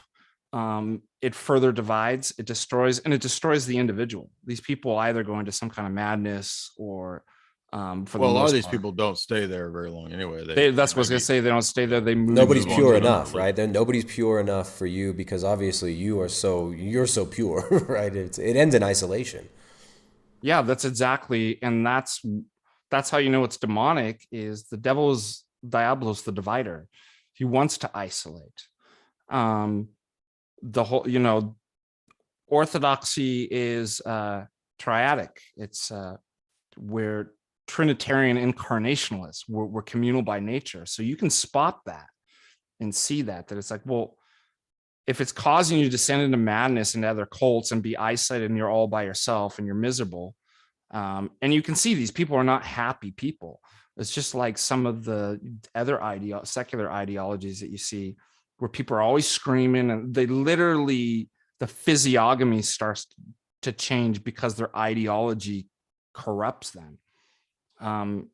That enough is evidence to be like, it's bad, it's no good, it's demonic. Yeah, well said, Father. And it itself is a spirit of revolution. And I was just looking here too. Keep in mind, the Reformation had its own communist sectarians and free spirit revolutionaries. The English Revolution, 1640s, produced the Levelers, the Fifth Monarchy men. Obviously, the French Revolution comes out of that as well. But they were actually communist sects, right? And we're talking about the spirit of destruction and revolution. And there's a great passage here. It says, but it wasn't until the 19th century that the radical vision of society received full and detailed elaboration at the hands of theoretically gifted and articulate spokesmen. Because I think he's thinking of Fourier and Proudhon and Marx and stuff like that. But because of the very nature of the radical vision, which is suspicious, this is exactly what we're talking about, of all structures, systems, and objectifications of the existential situation, radicals are typically declined to offer treatises in political theory. So this is what Jay was saying. Do you find them putting forth a positive vision of man, a positive political theory? No, they're deconstructionalists. They're critics. They're tearing down. They don't, the radical genius is in the sense anti-political. The most appropriate outlet for its expression is in music and art rather than political tomes. So is it any coincidence that the radicalism of the youth in the United States in the 60s and elsewhere characteristically took what type of expression? Rock music, poetry, the 60s itself, right? Underground newspapers, the Weather Underground, right? Happenings, festivals, and other theoretical innovations. And that goes all the way into the principle and exponents of that perspective, which like Herbert Marcuse and some of the people that we just mentioned. So I thought that kind of tied it in really nice to everything that we've been saying and what Jay had said, kind of following up on that. Yeah. So I mean, so the answer is obviously not endless critique. The answer is not tear down all of the, get rid of all the, identify the conspirators, right? Which is just, it becomes endless, right? Identify all the people who are, morally corrupt and who are not pure enough, who are not perfect enough. Looks like my internet was glitching out. Well, I mean, Witkoff had a great couple of points this last week, I noticed, where he was pointing out the futility of the notion of doing nothing but exposing evil or learning and mastering all of the evil and all the secret societies and what every celebrity is up to and doing. And I mean, it's just a total, number one, waste of time. I mean, what is it going to actually achieve for you to know all of the evils that every, Satanist and occultist and Hollywood person is into? And I know, as somebody who's written, 2 books on this topic, that spending a lot of time on that does put you in a dark headspace, and it can be very depressing. And I know anytime that I've put a lot of time into researching serial killers or cults and this kind of stuff, it's not easy to deal with, and it does, eventually it kind of gets a little depressing. So it's not something that you can just do willy-nilly. But the idea that, like you said, I'm going to expose everything on the internet, that's actually just part of the whole revelation of the method process. The idea that the exposure of evil is going to actually itself end evil is a ruse, right? I'm not saying that that there's not a place for it. It's rather that there has to be a balance. There has to be a wise way of going about these things, because not everybody's ready to be exposed to every level of whatever's going on. Or and there's also the notion of what's a propriety, right? What's proper to different times and places. If your whole ethos is just studying serial killers, I mean, something's off here, right? I mean, that's something weird is wrong with this person. Right. Yeah, there's something off. The just, expose the shills, expose the bad people. If we just point out all the bad people, then we can have some, perfect ordered culture. It's like, this is like delusion. You said, you need at least some kind of account of what you think the good is and what's the worldview that answers that. And which is why, what is the answer to the black pill? What is the answer to the culture war? Because really the culture war is kind of like this constant dialectical tension to just destroy. Like the culture war itself is not winnable, in my opinion. Like, you're not going to, like, if all the base conservatives start making, great propaganda films for children, it's not going to, giving, if everybody can just, replace Disney with something wholesome, then everything will be better. That's nonsense. It's like we have actually a we have the ark of salvation, which is the church, which is the Orthodox Church, that gives proper place to the scriptures, gives justification for the scriptures, gives us a way to build our lives, gives us a way to structure our day and our minds through prayer and repentance, gives us a way to structure our communities through participation in prayer and repentance together in the sacramental life and in the mysteries of the church, gives us meaning, gives us a correct view of history, even gives us a correct view of what we're looking forward to as well in the eschaton. And that is the answer. The answer isn't like, tear everything down. The answer is embracing Christ, right? The answer is actually embracing God and building our lives upon that. And from there, yeah, you can battle evil. But sometimes I think also that, when you embrace good, sometimes that stokes up, evil around you as well, right? Like that, there's nothing the demons hate more than when somebody is not in their grips anymore, and they do attack, when people start to like kind of extricate their lives from these forces. So yeah, I think ultimately the answer isn't more critique. The answer is building a life in Christ.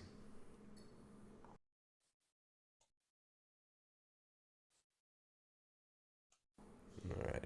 Looks like we got a few minutes left here. Do you guys, Father Deacon, you want to add anything else here? I think I know you guys have been hanging out for a while. Everybody's maybe getting a little hungry. Maybe almost dinner time. And I know for me it is. I'm hungry. I'm hungry. I'm hungry for knowledge. Give me it.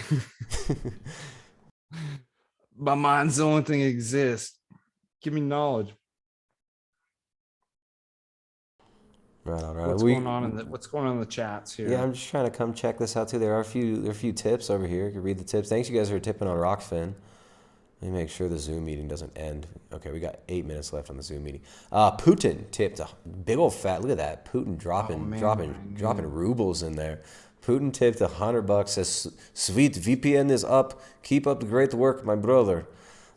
Thank you very much, Putin. I appreciate that. Sean Drake tipped $5. Says, "It's been far long since I've dropped by Tristan and Jay. Here's $5 from my YouTube alter egos, Tyler Sutton II." I remember Tyler Sutton. Tyler Sutton, I'm glad you're still around. Thank you very much for the support. Let's see. Some of these are questions. And ELC says, "Our lives are constructed in a narrative image, in my opinion, but it's like a movie is a very cringe, reductionist way of thinking about it. It's a lot more than that, and I'm only starting to realize this myself." Yeah, I was speaking to Jay's well-worded rant earlier. I was talking to somebody like yesterday, and this person was... Well, I mean, it's just kind of hit home because I took that as a slight at me because, I mean, my life is literally a mirror of Scarface. So you're basically saying that my life isn't mirroring a Cuban expatriate gangster movie. I mean, I was talking to someone yesterday, and I had a great conversation with him, and he was telling me like all these things that annoy him about his sister and how he's like worried about her living in a fantasy world. It was an interesting conversation when you could kind of see this person going in the other direction of like, he's getting annoyed by her behavior and her influence. Pop culture is influencing this young girl. She's like 10 or something. And it's like, it's interesting. And he's coming from this thing of this position of, well, yeah, the world is programming you, and it's and my little sister is getting sucked up in all this stupid imagery, and she wants to wear cat ears on her head and stuff. And I'm just like, well, dude, you know what I mean? If you want to help her, you're not going to help her by just shutting her down. You're going to help her by like, you got to go into her world a little bit. Like, you got to help her play to be more grounded in virtue and stuff. You can't just be like, stop doing that, it's dumb. So can you help me out? I'll just take it off topic for a little bit. How does the furries phenomenon arise? How does it relate to... You're gonna have to ask Jay about that. He's the one he's into that stuff. I mean, do you want me to get my costume on and explain it, or do you want me to just explain it? By the way, there was some up here in Montana, and which was really weird to see them walking on. But I just hit them in my car and chalked it up to I actually got away with it legally because I said I thought it was a deer, an animal, and they were like, "That's no problem. That happens all the time up here." You are free I to didn't. go. I wouldn't chalk it up to that. I would chalk it up to chalk.com, Tonka Ali, and do Oh, not use. Do not already use. set up Oh there. snap! Do We not got that use chalk.com. Tristan's Look at promo that. code. Set Shit, it up, you we got knock our them down, super man. Oh yeah. Do not use Tristan's promo code. Use Don't use, you guys, whatever G850. you do, don't go to chalk.com and don't use Don't use coupon tetragrammicon code. Do not use coupon code. You're not allowed to use coupon code BIG50 for 50% off chalk.com. Best quality adaptogens. Maybe you care to answer why your promo code is the gematria equivalent of the abyss. Oh man. Maybe you care to answer that right now? Well, I'm just, you know what's cool? I got mute capabilities. So if Jay tries to drop his promo code, I'll just mute him. I just mute him over here in the OBS dashboard. That's big 50. You guys are gonna have to use that big 50, BIG 50 for 50% off chalk.com. All right, we got 5 minutes left on the. So I don't know the actual origin of the whole history of furries. I have no idea what the actual origin is, but you do see it in movies like The Shining. So perhaps the elite were into this like back then, but I'm not positive. But my suspicion is that it's preparing us for the next kind of thing that should be accepted. Bestial type of relations is probably the next step after the acceptance of the PEDO stuff. That would be my guess. Well, literally also too, it's dehumanizing. Yeah, it relates to transhumanism as well, because the idea is that there is no such thing as person or human being. Those are relative concepts, and so it's part of postmodernism to basically. And you can interchange these things. They can Yeah. just be you can pick whatever avatar you are. Then it's infantilizing, right? It's about getting people to live in a fantasy world. The world should be as false as possible. I think ultimately it's a demonic thing to dehumanize and infantilize people. Well, I mean, when we think of demonic possession, you think of people acting like animals, like rolling around, foaming, barking. These are common descriptors of exorcisms. And now here you have people literally saying that they are animals and acting like animals. So, I mean, to me, it seems like 100% dissociation and or demonic possession. Yeah, well said. Well said. We got ELC dropping $10. Thank you very much, ELC. Regular tipper over here. He says, the first time I ever visited an Orthodox church, I took a lift home and the driver was a Tartaria guy.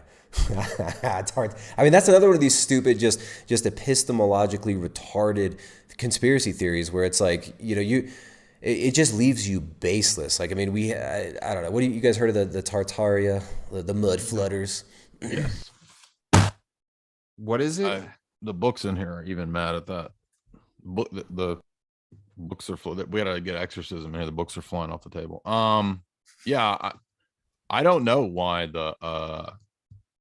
where this came from or who came up with this. And I mean, I just think it's so silly, but there are people who are like completely devoted to this Tartaria thing. So basically there's a civilization that for some reason was destroyed in a mud flood that the elites don't want us to know about. Free energy, Wakanda? bro. They had it all. Everything Wakanda. was free. Why are we not supposed to know about it? Because they have free energy. Tesla, free energy everywhere, and there was just highly advanced and it was covered with mud. No, it's like Wakanda for white people. Oh, there we go. That's a good descriptor. I think it came from some Russian New Ager guy. I mean, a big part of it is to It did. try to I remember undermine. seeing videos from a Russian YouTube channel a long time ago about this. Yeah, it comes from like Russian and like maybe I don't know some Slavic people got into it. I don't know. I mean, it's a way to try to deny the history of the church. Videos, yeah.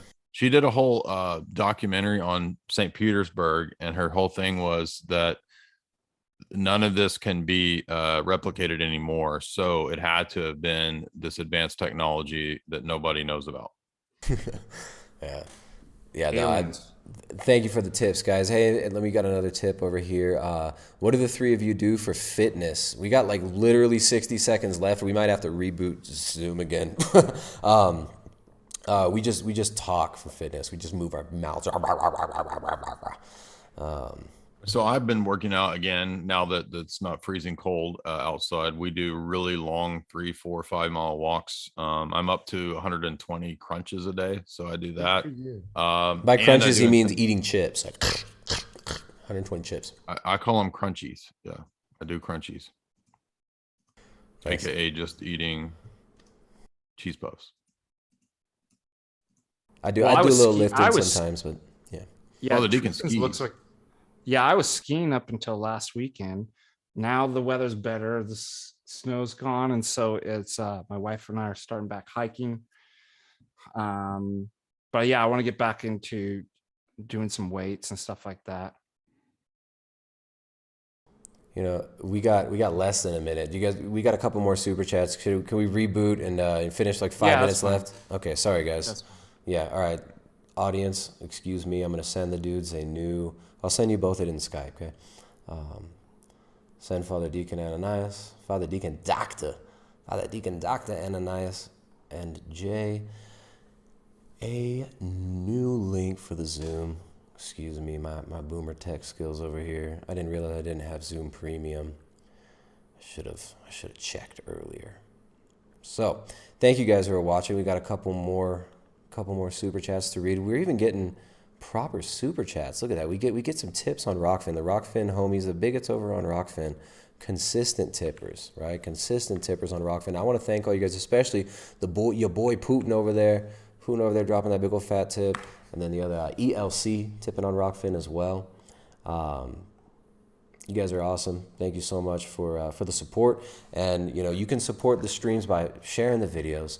You know, your tips are always appreciated, but you can also share the videos. You can like the videos. You can do all that stuff, and you can support yourself and support your health by hitting up chalk.com, getting some of that purified shit, using that coupon code BIG50. Whatever you do, just you can't use J50. You mean? I think you meant to say J50. I'm pretty sure it was BIG50 will get you 50% off plus. They actually will garnish Jay's. What's going to happen when I start selling chalk, and then we're all going to be like competing? I'll just make sure that doesn't happen. Yeah, Deacon no, 50. we're not gonna let Put that in your happen. Deacon 50 code. We've Deacon 50. so hit him up at By the way, Tristan, I know choq.com BIG50. You've been pretty quiet since my latest R&B single dropped, so Yep. I noticed that might have kind of run you off. I mean, Yeah. I mean, pretty well, look, much. man, look, I'm not trying to have like a rap battle here because I can just drop some of the sickest flows out the straight, like right well, off that's the why I dome. went to an R&B single, and I noticed you got really quiet. So Yeah. Well, I mean, I was just like, I'm not trying to, you seem like you should have been embarrassed enough. I didn't know if you wanted me to like drop some sick flows, like, and I wake up in the Just morning. sing it. Okay. I wake in the morning and I step With the outside. discount code. What up? Yo, I wake in the morning and I step outside. I take a deep breath and I get real high and I scream at the top of my lungs. Yo, what's going on? Yo, hey, yeah, hey, yeah, what's going on? Like I could just make up rhymes that like nobody's even ever heard before like that. Yeah, that's right. Well, I got exposed by Jay. Jay found the me in the record shop picking up metal albums. yes, somebody sent a picture of a deacon going through the thrash metal section, and it looked a lot like you. So Pretty sure everybody who's at metal record stores looks a little bit like Father Deacon Ananais. no, but he was in a cassock. So He was in a not- cassock and he had Not his everybody head. at record stores in a cassock. Oh, that's hilarious. That's hilarious. Look at this. Chase Haggard, my estranged brother, who excommunicated me from the family, says, "Can someone thank you for the $5 donation?" I only allow my brother to talk to me with donations. This is pretty much the only time That's we an communicate. excellent idea. Yeah. I never really- thought about that. Yeah, most of my family, most of my family only speaks to me through super chats at this point. He says, "Can Hey, someone?" Mom, $10 from Mom says, when you gonna get a jobby job? What? Jay says, "Can someone tell Jay to ask Father Ananias to tell Tristan that the family accepts him again, but we aren't ready to speak? Thank you." I would remind everybody too that Jamie's podcast is happening tonight. So if you want to go watch her in a little bit, you can head on over to her YouTube channel as well for her Well, that's nice. podcast. So they're doing Weird Disney tonight. So There we go. All right, Pano Costaros donated $5. Says, "Jay, that's Matthew McConaughey from the future in the fifth dimension, pushing books off your shelf." That's right. Snap. yeah, that's I believe that actually. What was the movie again? Interstellar. Right, Stella right there. He's literally right behind the church fathers back there, like pushing off the books. That'd be a great skit actually to do. Like you're in a debate and you're trying to look against this papist. With And Matthew McConaughey is he's like helping me by pushing the right book off of the shelf. Exactly right. Every Orthodox would love that movie. He's gonna go to Sixth Council. He's gonna side Pope Saint Agatho. You better side this right here, right? And then a book falls off the shelf. I'm down. We'll have to see if maybe we can get Chalk to produce that. But only if you use coupon code BIG50 rather than that other coupon code. And then we'll have my friend Mark Wahlberg play Jay Dyer in the movie. Well, I mean, if you want to use, so my promo code gives you a better 50% discount. I mean, if you want to use but when you use mine though, discount, it actually, every time you use my 50%, you get 50% off, and then they take away 50% from Jay's most recent shill sale, and they actually give that straight to Greta Thunberg to stop climate change. So 50% less climate change. You don't even sell shill legit. You sell shill legit. That's the only thing you sell. You should say that with every discount code you enter, you get that closer to getting an infinity stone. The only supplement Tristan sells is shill legit. Shill legit to quit. I don't get it. All right, we got ELC says our lives are oh wait, one more from ELC over here, not that one. Matt tipping $10. Thank you very much. ELC tip $5 says lots of Orthodox saints, elders, etc. have said conspiratorial things in the past, and even today about Kuf, Masonry, Zionism, etc. But it seems like this comes from having knowledge of and communion with Christ first and foremost, because then He gives you the discernment to know what is and isn't from Him. Exactly. I mean, if you're just going to critique all this stuff, well, why is it bad? Why is Masonry bad if you're an atheist? Like, you don't have an answer. That's my new metal band, Discernment. Yeah. It sounds like a cheesy Protestant metal band. Ladies and gentlemen, welcome Discernment. Right. All right. Well, let's close it up a little bit. Father Deacon, Dr. Ananais, you've got the Patristic Faith YouTube channel going now. You got that Patristic Faith website. I think there are a lot of people who are, I mean, it's been amazing the last few years. There have been so many people who are becoming Orthodox or becoming interested in Orthodoxy. If people are becoming interested in Orthodoxy, if maybe they're just hearing about it recently, kind of wanted to ask you where you would recommend. What would you recommend they do? Should they maybe try to go attend a divine liturgy? What are some steps that people should take to either learn more about Orthodoxy or maybe? I'd start with the Vespers. You know, a lot of parishes and parish priests too will give you a tour, like before you even get to attend a service. You know, maybe call up one of your local priests, Orthodox priests, and just say, "Hey, I'm interested in Orthodoxy. You might kind of give me a tour and tell me a little bit about that." You know, just kind of taking baby steps into, and then what I need you to do is to subscribe to Patristic Faith, and we will take care of you from there. No, but always being plugged into like a real community and stuff like that, really seeing what that's like. And we do our best online with the clergy and talents like Jay and the rest of the Orthodox scholars and laity to provide the best kind of Orthodox quality and educational materials, both spiritually and intellectually, and apologetics out there. And it's been a great success. I think Jay and everybody that's contributed and helped, and RT web guy Chase Mudd. I'd like to also thank the Lord Jesus Christ and the Holy Trinity, my record producer. Who else am I missing? Mom, Dad, my brother. It's not an award ceremony. Yeah, we didn't give you. You don't need to slap Tristan. Sorry, don't slap Tristan.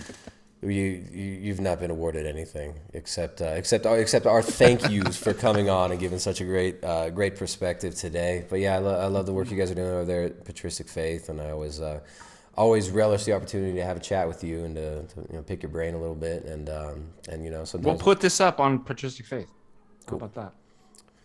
Oh, and Mr. J Dyer, what's up, man? What else? You got Jamie stream tonight over on YouTube. What's the YouTube channel Well, called? I'm not sure when they're gonna post it. It'll either be tonight or tomorrow. But yeah, she's doing a weird Disney stream, and I'm gonna do probably a weird Disney stream as well on my Rockfin. And then I'm kind of bored with the same old that I always do. So I'm gonna be More R&B. analyzing.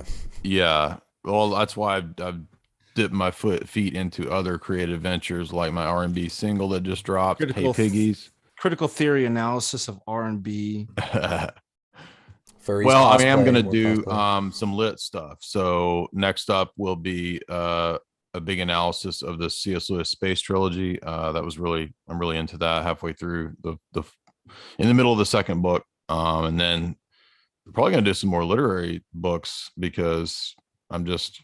I mean, at a certain point, it's like, how many stupid movies do I have to break down? I will be still doing bad movies, B movies, and stuff like this, but like everybody was like, "Are you gonna break down the new Batman? Are you gonna do the new Batman?" Why? That's just why do I even want to do garbage movies like this? Why don't I just do a literary analysis of Dostoevsky? That's much more interesting. Well, It's yeah, I'm better glad. I'm than glad. You know, I actually, Batman. after our last conversation, I started reading uh, The Underground Man, and it's funny because that book actually really ties in what we're talking about here. How this, Huh. The Underground Man is much like the black pilled conspiracy theorist who despises the culture he lives in. Feels emasculated by the world. And he's hyper rationalistic. Everything is deterministic. It's like, well, 2 + 2 = 4. Therefore, the world is as it is. And You talking about the clerk in Notes from the Underground? yeah. The Yeah, the underground man in there. He's like yeah. basically like unnamed, right? He doesn't even have a character. Doesn't even have a name, but he's just pure. And I'm only about a third of the way into the book, but yeah, it's a fantastic book, Dostoevsky. Jay, why don't you drop to this Friday? We may be doing the geopolitical Oh, I forgot about analysis that. Yeah, yeah. I will still be doing all the same analyses I do. I'm just of yeah. some current events with somebody Yeah. famous.